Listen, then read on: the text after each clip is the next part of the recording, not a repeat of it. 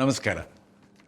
Vishwavani T V special ವಾಹಿನಿಯ ಎಲ್ಲ ವೀಕ್ಷಕರಿಗೆ ನನ್ನ ನಮಸ್ಕಾರಗಳು. ನಾನು ಮಂಜುನಾಥ್ ಹಜ್ಜಂಪುರ, ಲೇಖಕ, ಅಂಕಣಕಾರ, ಸಂಪಾದಕ. ಕೆಲವು ವರ್ಷಗಳ ಹಿಂದೆ ಹೇಗೆ ಅಂತ ಹೇಳಿದ್ರೆ, ಯಾರಾದರೂ ಕೂಡ ಈ ಸೆಲೆಬ್ರಿಟೀಸ್ ಯಾರಿದ್ದಾರೆ ಅವರು ವಿಹಾರಕ್ಕೆ ಹೋಗೋದಾದರೆ, ವೆಕೇಷನ್ಗೆ ಹೋಗೋದಾದರೆ, ಹನಿಮೂನ್ಗೆ ಹೋಗೋದಾದರೆ ಯುರೋಪ್ಗೆ ಹೋಗ್ತೀವಿ ಅಂತ ಹೇಳ್ತಾಯಿದ್ರು. 30-40 ವರ್ಷಗಳ ಹಿಂದೆ ಅಥವಾ ಅದಕ್ಕಿಂತ ಹಿಂದೆ ನಮಗೆಲ್ಲ ಆಶ್ಚರ್ಯ ಆಗ್ತಾಯಿತ್ತು, ಏನಿದೆ ಯುರೋಪಲ್ಲಿ ಹಾಗೆ ಅಂತ. ಯುರೋಪ್ ಹಾಗಿದೆ, ಹೀಗಿದೆ, ಅತ್ಯದ್ಭುತವಾಗಿದೆ ಹಾಗೆ ಅಂತ ಹೇಳ್ತಾಯಿದ್ರು. ಆಗ ಈ ಮಾಧ್ಯಮಗಳಾಗಲಿ, ಕಿರುತೆರೆ ವಾಹಿನಿಗಳಾಗಲಿ ಅವೆಲ್ಲ ಹೆಚ್ಚಿರಲಿಲ್ಲ. ಹೆಚ್ಚು ಕಲರ್ ಫೋಟೋಸ್ ಕೂಡ ಸಿಗ್ತಾ ಇರಲಿಲ್ಲ. ಆಮೇಲೆ ಗೊತ್ತಾಯಿತು ಇದು ಎಲ್ಲ ಯುರೋಪಲ್ಲಿರೋ ಅನೇಕ ಊರುಗಳು ತುಂಬ ಅದ್ಭುತವಾಗಿದೆ, ಮತ್ತಲ್ಲಿ ಯಾರು ಈ ರೀತಿ ಪ್ರವಾಸಿಗಳು ಬರ್ತಾರೆ ಅವರಿಗೆ ಬೇಕಾದಷ್ಟು ಸೌಲಭ್ಯಗಳಿವೆ ಇತ್ಯಾದಿ ಇತ್ಯಾದಿ. ಆದರೆ ನಮ್ಮ ದೇಶ ಹೇಗಿತ್ತು? ಕಳೆದ ಒಂದು ಶತಮಾನದಿಂದ ನಮಗೆ ಗೊತ್ತೇ ಇದೆ, ಬಡತನ, ದಾರಿದ್ರ್ಯ, ತುಂಬ ಕಡುಕೆಟ್ಟ ಸ್ಥಿತಿಯಲ್ಲಿದ್ವಿ. ಇತ್ತೀಚೆಗೆ ಪರವಾಗಿಲ್ಲ ಅನ್ನೋ ಒಂದು ಸ್ಥಿತಿ ಬಂದಿದೆ. ನಮ್ಮ ದೇಶದಲ್ಲಿ ನಿರಕ್ಷರತೆ, ದಾರಿದ್ರ್ಯ, ನಿರುದ್ಯೋಗ ಎಲ್ಲ ಸಮಸ್ಯೆಗಳೂ ಇದ್ವು. ನಮಗೆಲ್ಲ ಅನ್ನಿಸ್ತಾ ಇತ್ತು ಯಾಕೆ ಹೀಗೆ ಅಂತ. ನಾವೆಲ್ಲ ಓದಬೇಕಾದ್ರೆ 2,500 ವರ್ಷಗಳ ಹಿಂದೆ ಅಲೆಕ್ಸಾಂಡ್ರಲ್ಲಿ ದಾಳಿ ಮಾಡೋದಕ್ಕೆ ಬಂದ, ಆಮೇಲೆ ಇನ್ಯಾರೋ ಬಂದರು, ಇಸ್ಲಾಮಿನ ದಾಳಿಕೋರರು ಬಂದರು, ಬ್ರಿಟಿಷರು ಬಂದರು, ಹೀಗೆ ಅಂತ. ಈಗ ಒಂದು 50-60 ವರ್ಷಗಳಿಂದ ಅನ್ನಿಸ್ತಾ ಇತ್ತು ಇಲ್ಲಿ ಏನಿದೆ, ಈ ದೇಶದಲ್ಲಿ ಏನಿದೆ ಅಂತ ಬರಬೇಕಾಗಿತ್ತು, ಇವರು ಯಾಕೆ ದಾಳಿ ಮಾಡೋದಕ್ಕೆ ಬಂದರು ಅಂತ ಭಾಳ ವಿಚಿತ್ರ ಅಂತ ಅನ್ನಿಸ್ತಾ ಇತ್ತು. ಏನಿದಕ್ಕೆ ಕಾರಣ ಅಂತ. ಭಾರತ ಹಿಂದೆ ಹೇಗಿತ್ತು ಅನ್ನೋದು ನಮಗೆ ಗೊತ್ತಿಲ್ಲ. ಮತ್ತು ಏನು ಯುರೋಪ್ ಇದೆ, ತಥಾಕಥಿತ ಸ್ವರ್ಗ ಏನಿದೆ, ಅದು ಹಿಂದೆ ಹೇಗಿತ್ತು ಅಂತ ಇದರ ಕೆಲವು ದಾಖಲೆಗಳನ್ನು ನೋಡಬೇಕಾದ್ರೆ ಆಶ್ಚರ್ಯ ಆಗುತ್ತೆ. ಹೀಗಿತ್ತ ಹಾಗೆ ಅಂತ. ಭಾರತ ಅತ್ಯದ್ಭುತವಾಗಿತ್ತು. ಹೇಗೆ ಅಂತ ಹೇಳಿದ್ರೆ ಅದಕ್ಕೆ ಅನೇಕ ದಾಖಲೆಗಳಿದೆ. ಅಲೆಕ್ಸಾಂಡರ್ ವಾಕರ್ ಅಂತ ಒಬ್ಬ ಸ್ಕಾಟ್ಲೆಂಡನು ಸುಮಾರು 200-250 ವರ್ಷಗಳ ಹಿಂದೆ ಬಂದ ಭಾರತಕ್ಕೆ. ಭಾರತದ ಕೃಷಿಯನ್ನು ಅವನು ಅಭ್ಯಾಸ ನೋಡ್ದ, ಅದರ ಬಗ್ಗೆ ಒಂದು ರಿಪೋರ್ಟ್ ಕೂಡ ಮಾಡ್ದ. ನಮ್ಮ ದೇಶದಲ್ಲಿ ಪರಕೀಯರ ದಾಳಿ ಕಾರಣಕ್ಕೆ ಅನೇಕ ಮುಖ್ಯವಾದ ದಾಖಲೆಗಳು, ಹೆಚ್ಚು ಪಾಲು ದಾಖಲೆಗಳೆಲ್ಲ ನಾಶವಾಗಿವೆ. ಸರಿ, ಅವನು ಬರೆದಿದ್ದು ನಮಗೆ ಸಿಕ್ಕಾಗ ಆಶ್ಚರ್ಯ ಆಗುತ್ತೆ, ಹೀಗಿತ್ತಾ ಹಾಗೆ ಅಂತ. ಯಾಕೆ ಅಂತ ಹೇಳಿದ್ರೆ ನಮ್ಮ ದೇಶದ ಬಗ್ಗೆ ಸರಿಯಾದ ದಾಖಲೆಗಳು ನಮಗಿಲ್ಲ, ಅಲಭ್ಯ ಆಗಿದೆ. ಎಲ್ಲದನ್ನೂ ಕೂಡ ಸುಟ್ಟು ಹಾಕಿದ್ರಿಂದ, ನಾಶ ಮಾಡಿದ್ರಿಂದ ಎಲ್ಲ ಹಾಳಾಗಿದೆ. ಅದೇ ರೀತಿ ಒಬ್ಬ ಫ್ರೆಂಚ್ ಯಾತ್ರಿ ಫ್ರಾನ್ಸ್ವಾ ಬರ್ನಿಯರ್ ಅಂತ, ಅವರು ಕೆಲವು ಇದೇ ರೀತಿ ದಾಖಲೆಗಳನ್ನು ವರದಿ ಮಾಡಿದ್ದಾನೆ. ಭಾರತ ಹೇಗಿತ್ತು ಅಂತ, ವಿಶೇಷವಾಗಿ ಕೃಷಿ ಬಗ್ಗೆ ಹೇಳಿದ್ದಾನೆ. ಇವತ್ತಿನ ಚಿತ್ರವನ್ನು, 50-60 ವರ್ಷಗಳ ಹಿಂದಿನ ಚಿತ್ರವನ್ನು, 100 ವರ್ಷಗಳ ಹಿಂದಿನ ಚಿತ್ರವನ್ನು ನಾವು ಗಮನಿಸಿ ಇವನೇನು ಬರೆದಿದ್ದಾನೆ, ಸುಮಾರು 17ನೇ ಶತಮಾನದಲ್ಲಿ ಕೃಷಿ ಹೇಗಿತ್ತು ಅಂತ ಇದನ್ನು ಕೂಡ ನಾವು ಗಮನಿಸಬಹುದು. ಎಲ್ಲ ಯುಗಗಳಲ್ಲಿಯೂ ಈಜಿಪ್ಟ್ ದೇಶವನ್ನು ವಿಶ್ವದ ಅತ್ಯಂತ ಸುಭಿಕ್ಷವಾದ ನಾಡು ಎಂದು ಬಣ್ಣಿಸಲಾಗಿದೆ. ನವಯುಗದ ಬರಹಗಾರರು ಅದನ್ನೇ ಅನುಮೋದಿಸಿದ್ದಾರೆ ಮತ್ತು ಈಜಿಪ್ಟ್ಗಿಂತ ಹೆಚ್ಚು ಸಮೃದ್ಧವಾದ ಮತ್ತು ಪ್ರಕೃತಿ ವರಪ್ರಸಾದಿತ ನಾಡು ಬೇರೊಂದಿಲ್ಲ ಎಂದೇ ಹೇಳುತ್ತಾರೆ. ಆದರೆ ಬಂಗಾಳಕ್ಕೆ 2 ಬಾರಿ ಭೇಟಿ ನೀಡಿದ ನನ್ನನ್ನು ಕೇಳುವುದಾದರೆ ಈಜಿಪ್ಟ್ ಕುರಿತಾದ ಈ ಪ್ರಶಂಸೆಯು ಅದಕ್ಕಿಂತ ಹೆಚ್ಚು ಬಂಗಾಳಕ್ಕೆ ಸಲ್ಲಬೇಕಾಗಿದೆ. ಈ ಬಂಗಾಳವು ಎಷ್ಟು ಭತ್ತವನ್ನು ಬೆಳೆಯುತ್ತದೆ ಎಂದರೆ ಬರಿಯ ನೆರೆಹೊರೆಯ ಪ್ರಾಂತಗಳಿಗಷ್ಟೇ ಅಲ್ಲ, ದೂರದ ಪ್ರಾಂತಗಳಿಗೂ ಭತ್ತವು ಸರಬರಾಜಾಗುತ್ತದೆ. ಗಂಗಾ ನದಿಯ ಮೂಲಕ ದೂರದ ಪಾಟನಾಗೂ ಭತ್ತವು ಸರಬರಾಜಾಗುತ್ತದೆ ಮತ್ತು ಸಮುದ್ರ ಮಾರ್ಗದಲ್ಲಿ ಕೋರಮಂಡಲದ ಅನೇಕ ಬಂದರುಗಳಿಗೆ ಹಾಗೂ ಮಚಲಿಪಟ್ಟಣಕ್ಕೂ ಸಹ ಸಾಗಿಸಲ್ಪಡುತ್ತದೆ. ವಿದೇಶಿಗಳಿಗೂ ಸಹ, ಮುಖ್ಯವಾಗಿ ಸಿಲೋನ್ ಅಂತ ಬರೆದಿದ್ದೇನೆ, ಇವತ್ತಿನ ಶ್ರೀಲಂಕಾ ಹಾಗೂ ಮಾಲ್ಡೀವ್ಸ್ ದೇಶಗಳಿಗೆ ಸಹ ರಫ್ತಾಗುತ್ತದೆ. ಸಕ್ಕರೆ ವಿಷಯದಲ್ಲಿಯೂ ಬಂಗಾಳವು ಹೀಗೆಯೇ. ಗೋಲ್ಕೊಂಡ ಮತ್ತು ಕರ್ನಾಟಕ ಪ್ರಾಂತಗಳಿಗೂ ಇಲ್ಲಿಂದ ಸಕ್ಕರೆಯು ಸರಬರಾಜಾಗುವುದುಂಟು. ಇಲ್ಲಿನ ಸಾಮಾನ್ಯರ ಮುಖ್ಯ ಆಹಾರ ಅಂದರೆ ಅನ್ನ, 3-4 ಬಗೆಯ ತರಕಾರಿ, ಬೆಣ್ಣೆ, ತುಪ್ಪ ಇತ್ಯಾದಿ. ಇವೆಲ್ಲ ಚಿಕ್ಕ ಮೊತ್ತದ ಹಣಕ್ಕೂ ಲಭ್ಯವಾಗುವುದು ಇಲ್ಲಿನ ಆಹಾರ ಸಮೃದ್ಧಿಗೆ ಸಾಕ್ಷಿಯಾಗಿದೆ. ಎಷ್ಟು ಅದ್ಭುತವಾಗಿದೆ ನೋಡಿ. ಆವಾಗಿನ ಬಂಗಾಳ ಅಂತ ಹೇಳಿದ್ರೆ ಸ್ವಲ್ಪ ಮಟ್ಟಿಗೆ ಇವತ್ತಿನ ಒಡಿಶಾ, ಬಿಹಾರ ಇವೆಲ್ಲದೂ ಕೂಡ ಸೇರಿತ್ತು. ಮತ್ತು ಪೂರ್ವಾಂಚಲದ ಕೆಲವು ರಾಜ್ಯಗಳು ಕೂಡ ಅದರ ಒಂದು ಭಾಗವಾಗಿತ್ತು. ಹಾಗೆ ಅಂತ ಇಷ್ಟು ಸಮೃದ್ಧವಾಗಿತ್ತು ಅಂತ. ನಮ್ಮ ದೇಶ ಕೃಷಿ ಪ್ರಧಾನವಾದ ದೇಶ. ನಮ್ಮ ಸಮೃದ್ಧಿಗೆ, ನಮ್ಮ ಆರ್ಥಿಕತೆಗೆ ಅನೇಕ ಸಾವಿರ ವರ್ಷಗಳ ಕಾಲ ನಮ್ಮ ಕೃಷಿ ಬಹಳ ದೊಡ್ಡ ಬೆನ್ನೆಲುಬಾಗಿತ್ತು. ಸರಿ, 17ನೇ ಶತಮಾನದಲ್ಲಿ ಇವನೇನು ಫ್ರೆಂಚ್ ಯಾತ್ರಿ ಫ್ರಾನ್ಸ್ವಾ ಬರ್ನಿಯರ್ ಬರೆದಿದ್ದಾನೆ, ಅದೇ ರೀತಿ ಅನೇಕ ಜನ ಯುರೋಪಿಯನ್ನರು ಯುರೋಪ್ ಹೇಗಿತ್ತು ಅನ್ನೋದ್ರ ಬಗ್ಗೆ ಕೂಡ ಹಲವಾರು ದಾಖಲೆಗಳನ್ನು ಮಾಡಿದ್ದಾರೆ. ಇದನ್ನು ಕೂಡ ನಾವು ಗಮನಿಸಬಹುದು. ವಿಶೇಷವಾಗಿ ನೋಡಿ, ಇಂಗ್ಲೆಂಡ್ ಹೇಗಿತ್ತು ಅಂತ. ಇಂಗ್ಲೆಂಡು ನಮ್ಮ ನಾಳದರು ಅದನ್ನು ಕನ್ನಡದಲ್ಲಂತೂ ಬಹಳ ವಿಶೇಷವಾಗಿ ಹೇಳ್ತಾಯಿದ್ರು. ಸೂರ್ಯ ಮುಳುಗದ ಸಾಮ್ರಾಜ್ಯ. ಎಲ್ಲೆಲ್ಲಿ ಬ್ರಿಟನ್ ಕಾಲೋನಿಗಳು ಮಾಡಿದೆಯೋ, ಆಳ್ತಾ ಇದೆಯೋ, ಅಲ್ಲಿ ಸೂರ್ಯ ಮುಳುಗೋದೇ ಇಲ್ಲ ಹಾಗೆ ಅಂತ. ಆದರೆ ಆ ಒಂದು ಬ್ರಿಟನ್ ಹೇಗಿತ್ತು, ಅವಧಿ ಯಾವುದು? 1500ರಿಂದ 1800. ಈ ಅವಧಿನಲ್ಲಿ ಹೇಗಿತ್ತು ಅಂತ ಈ ದಾಖಲೆಗಳನ್ನು ಕೂಡ ನಾನು ನಮ್ಮ ಹತ್ರ ಹೇಳ್ಕೋಬೇಕಾಗಿದೆ. ಲಾರೆನ್ಸ್ ಸ್ಟೋನ್ ಅನ್ನೋನು ಬರೆದಿರೋ ಪುಸ್ತಕ ಇದು. ಏನಿದು? The family, sex and marriage in England ಅಂತ ಈ ಗ್ರಂಥ ಇದು. ಏನೇನು ಬರೆದಿಯ ನೋಡಿ. ಸಾಮಾನ್ಯ ಯುಗದ ಕಾಮನ್ಯರ 15ನೇ ಶತಮಾನದಲ್ಲಿ ಇಂಗ್ಲೆಂಡು ಸೇರಿದಂತೆ ಅನೇಕ ಕಡೆ ತುಂಬಿ ಚೆಲ್ಲುವ ಸಾರ್ವಜನಿಕ ಪಾಯಿಖಾನೆಗಳು, ನಾರುವ ಚರಂಡಿಗಳಿಂದ ರಸ್ತೆಗಳಿಗೆ ಹರಿಯುವ ಕೊಳಚೆ ಬಹಳ ದೊಡ್ಡ ಸಮಸ್ಯೆಗಳಾಗಿದ್ದವು. ಈ ಲಾರೆನ್ಸ್ ಚಿತ್ರಿಸಿರುವ ಲಂಡನ್ ನಗರದ ವಿವರಗಳನ್ನು ನಂಬುವುದೇ ಕಷ್ಟವಾಗುತ್ತದೆ. ನೂರಾರು ವರ್ಷಗಳಿಂದ ನಮ್ಮ ಭಾರತೀಯ ಮೆಕಾಲೆವಾದಿಗಳ ಬಾಯಲ್ಲಿ ಈ ಇಂಗ್ಲೆಂಡ್, ಅಮೆರಿಕ, ಯುರೋಪುಗಳು 300 ಕೋಟಿ ವರ್ಷಗಳಿಂದಲೂ ಭೂಮಿಯ ಮೇಲಿನ ಸ್ವರ್ಗಗಳಾಗಿಯೇ ಮುಂದುವರೆದುಕೊಂಡು ಬಂದಿವೆ ಎಂಬುದನ್ನು ಕೇಳಿ ಇಂತಹ ದಾಖಲೆಗಳಿಗೆ, ನೈಜ ಸಾಕ್ಷ್ಯಾಧಾರಗಳಿಗೆ ನಾವು ಮುಕ್ತ ಮನಸ್ಸಿನಿಂದ ತೆರೆದುಕೊಳ್ಳಲು ಸಾಧ್ಯವಾಗುತ್ತಿಲ್ಲ. ಎಷ್ಟು ಭಯಾನಕವಾಗಿದೆ ನೋಡಿ. ಯಾರು ನಮ್ಮನ್ನು ಆಳಿದ್ರು, ಯಾರ ಸಾಮ್ರಾಜ್ಯ ಸೂರ್ಯ ಮುಳುಗದ ಸಾಮ್ರಾಜ್ಯ ಅಂತೆಲ್ಲ ಇತ್ತೋ ಅವರು ಇಷ್ಟು ಕೆಟ್ಟದಾಗಿದ್ದರು. ಇಲ್ಲಿ ನಮ್ಮ ದೇಶಕ್ಕೆ ಬಂದಿರೋ ಬೇರೆ ಬೇರೆ ಪ್ರವಾಸಿಗಳು, ಅವರ ದಾಖಲೆಗಳನ್ನು ಕೂಡ ನಾವು ಪ್ರಾಸಂಗಿಕವಾಗಿ ನೆನಪು ಮಾಡ್ಕೋಬಹುದು. ಫಾಹ್ಯಾನ್ ಬಂದಿದ್ದ, ಆಮೇಲೆ 5 ಮತ್ತು 7ನೇ ಶತಮಾನಗಳಲ್ಲಿ ಹ್ಯುಯನ್ ಸಾಂಗ್ ಅವನು ಬಂದಿದ್ದ. ಅವರೆಲ್ಲರೂ ಕೂಡ ಇಲ್ಲಿನ ಜನ ಆರೋಗ್ಯವಂತರಾಗಿದ್ದರು ಅಂತಲೇ ಬರೆದಿದ್ದಾರೆ. ಕೆಟ್ಟ ರೋಗಗಳಿದ್ದವು ಅಂತ ಬರೆದಿಲ್ಲ.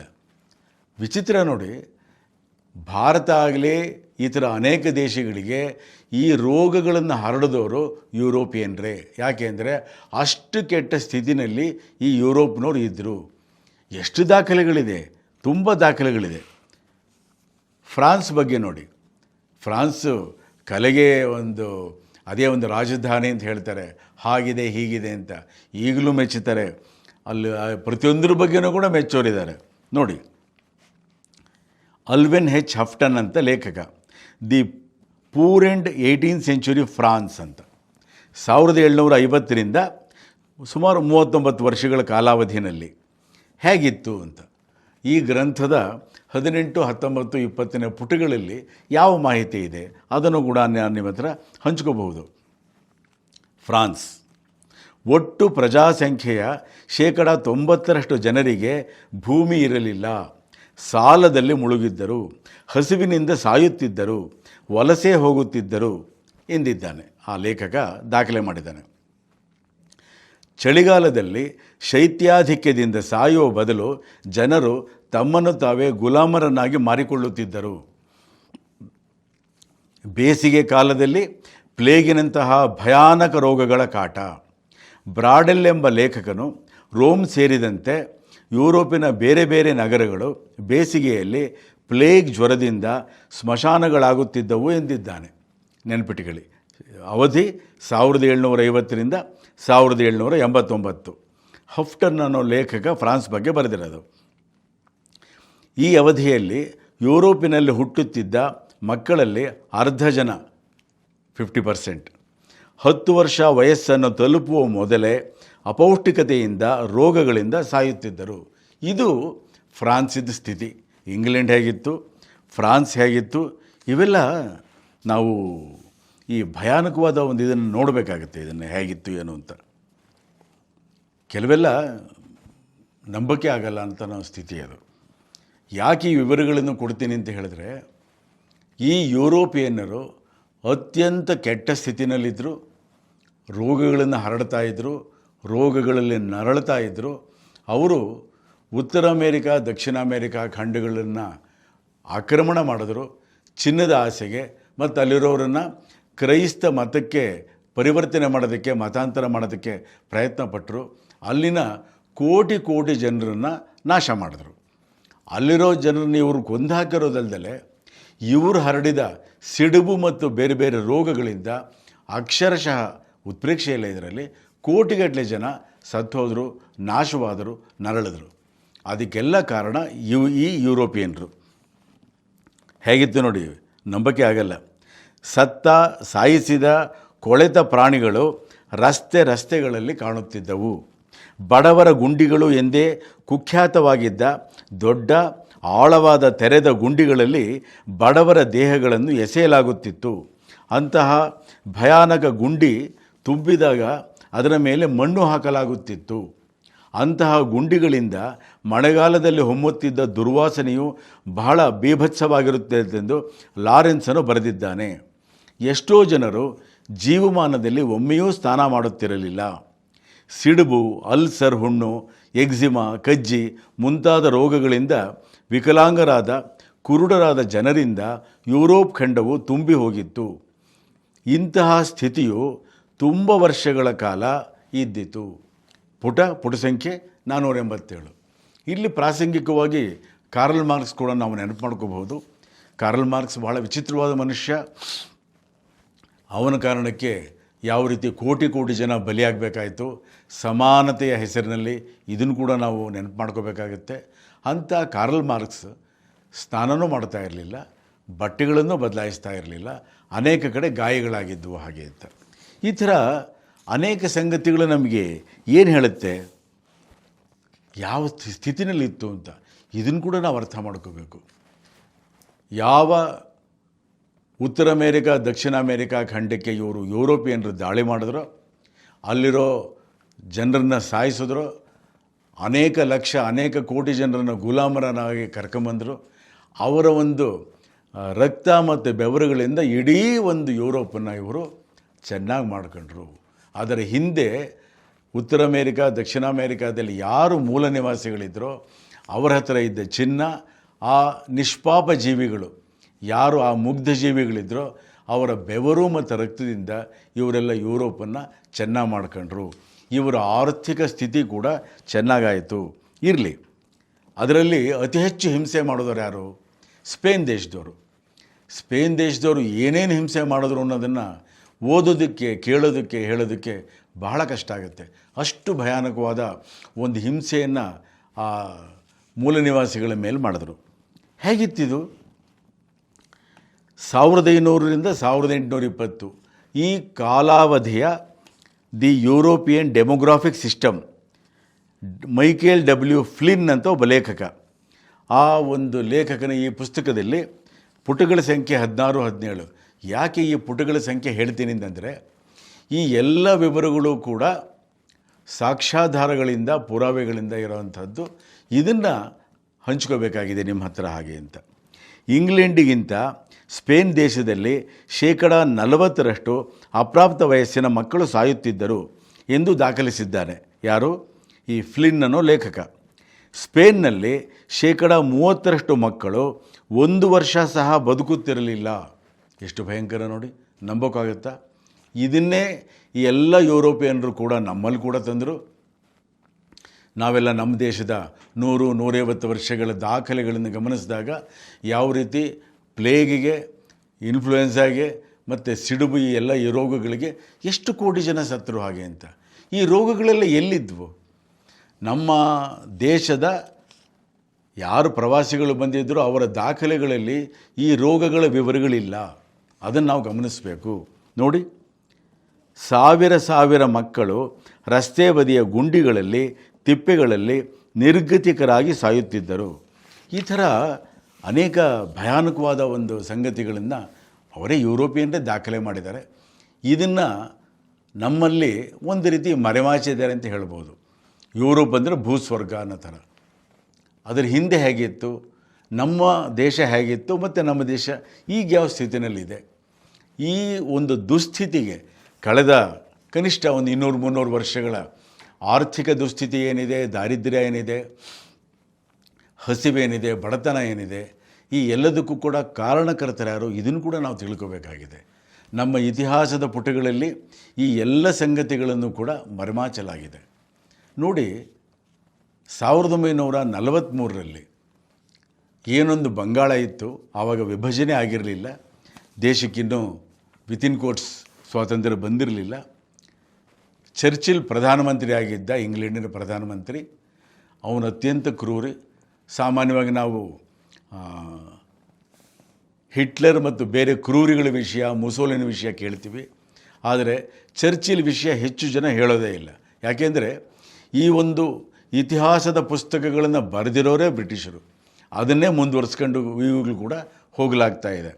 ಅವನೇನು ಮಾಡ್ದ, 43ರಲ್ಲಿ ತನ್ನ ಸೈನಿಕರನ್ನು ಕಳಿಸಿ ಇಡೀ ಬಂಗಾಳದಲ್ಲಿ, ಅವಿಭಜಿತ ಬಂಗಾಳದಲ್ಲಿ ಒಂದು ಕಾಳನ್ನೂ ಬಿಡದ ಹಾಗೆ ಎಲ್ಲದನ್ನು ಕೂಡ ದೋಚ್ಕೊಂಡು ಹೋದ. ಬೀಜಕ್ಕೆ ಅಂತ ರೈತರಿಟ್ಟಿರ್ತಾರೆ ಕಾಳುಗಳನ್ನು, ಅದನ್ನು ಕೂಡ ದೋಚ್ಕೊಂಡು ಹೋದ. ಕಲ್ಪಿಸ್ಕೊಳ್ಳಿ, ಈ ರೀತಿ ಜನರ ಹತ್ರ ಇದ್ದ ಆಹಾರ ಧಾನ್ಯಗಳನ್ನು, ಕಾಳುಗಳನ್ನು ದೋಚ್ಕೊಂಡು ಹೋಗಿದ್ದಕ್ಕೆ 30-40 ಲಕ್ಷ ಜನ ಭಾರತೀಯರು ಸತ್ತೋದರು. ಇದರ ಒಂದು ಪ್ರತಿಭಟನೆಗೆ ಯಾರೂ ಕೂಡ ಪುಣ್ಯಾತ್ಮರು ಉಪವಾಸ ಮಾಡಲಿಲ್ಲ. ಕಲ್ಕತ್ತಾದಲ್ಲಿ ರಸ್ತೆನಲ್ಲಿ ಯಾವ ರೀತಿ ಜನಗಳು ಹಸಿವಿನಿಂದ ಸತ್ತೋದ್ರು, ಈ ಚರ್ಚಿಲಿಂದ, ಇಂಗ್ಲೆಂಡಿಂದ, ಈ ಲೂಟಿಯಿಂದ ಕೆಲವು ಚಿತ್ರಗಳಿದೆ. ಆದರೆ ಬಹುಪಾಲು ಈ ಅಂಶಗಳನ್ನು ನಮ್ಮ ದಾಖಲೆಗಳಿಂದ, ಇತಿಹಾಸದ ಪುಟಗಳಿಂದ ಮರೆಮಾಚಲಾಗಿದೆ. ಈ ಎಲ್ಲದನ್ನೂ ಕೂಡ ನಾವು ಅಧ್ಯಯನ ಮಾಡಬೇಕು, ತಿಳ್ಕೋಬೇಕು, ಓದಬೇಕು. ನಮಸ್ಕಾರ ಬಂಧುಗಳೇ.